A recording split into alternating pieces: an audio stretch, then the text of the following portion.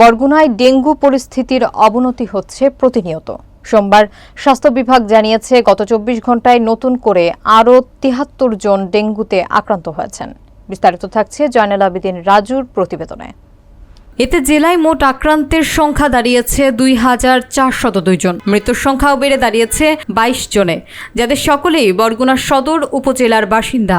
নতুন আক্রান্তদের মধ্যে শুধু বরগুনা সদর উপজেলাতেই ৬৯ জন, বেতাগীতে ২ জন এবং আমতলী ও পাথরঘাটায় ১ জন করে শনাক্ত হয়েছেন। বর্তমানে জেলা জুড়ে ডেঙ্গুতে চিকিৎসাধীন আছেন ২২৪ জন। এর মধ্যে বরগুনা জেনারেল হাসপাতালে রয়েছেন ১৯০ জন, বামনায় ১১ জন, পাথরঘাটায় ৭ জন, তালতলীতে ৯ জন, বেতাগীতে ৪ জন এবং আমতলীতে রয়েছেন ৩ জন। ডেঙ্গু আক্রান্ত মোট ২,৪০২ জনের মধ্যে বরগুনা সদর উপজেলাতেই আক্রান্ত হয়েছেন ২,২০৩ জন, যা জেলার মোট আক্রান্তের প্রায় ৯২%।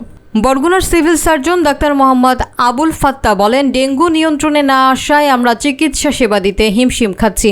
পর্যাপ্ত ডাক্তার এবং নার্স না থাকায় রোগীদের সেবা ব্যাহত হচ্ছে।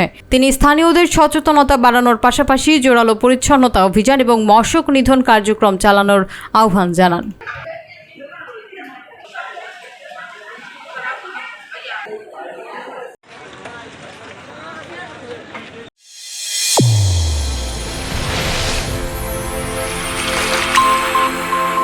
চ্যানেল A1 হৃদয়ের স্পন্দন।